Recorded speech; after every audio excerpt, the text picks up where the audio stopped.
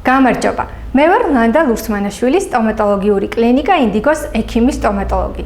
ამ ვიდეოში ვისაუბრებთ უსიამოვნო სუნზე პირის ღრუდან, ანუ ჰალითოზზე.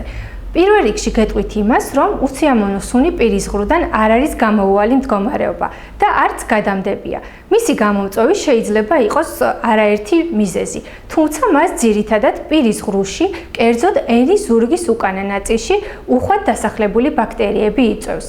მათ შორის ანაერობული ბაქტერიები ყოველდღიურად შლიან გოგირდის შემცველ ამინომჟავებს და წარმოქმნიან სპეციფიკური სუნის მქონე ნაერთებს.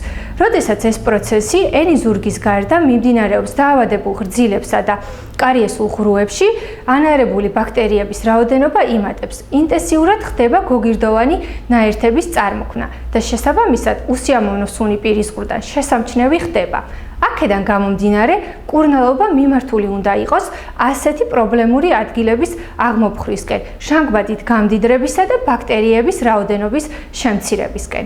თუ გსურთ, რომ ჰალითოზით გამოწვეული დისკომფორტი, სოციალური და ემოციური პრობლემები თავიდან აიცილოთ, უნდა გაითვალისწინოთ შემდეგი. ყოველდღიურად დავიცვათ პირის ღრუს ინდივიდუალური ჰიგიენა. ანუ გავიხეხოთ კბილები დღეში 2-3 ჯერ, კბილთაშორისი სივრცეები გავიწმინდოთ კბილის ძაფით, გამოვიყენოთ ანტისეპტიკური სავლები ალკოჰოლის გარეშე და ბოლოს აუცილებლად გავიწმინდოთ ენის ზედაპირი ენის სპეციალური საწმენდით.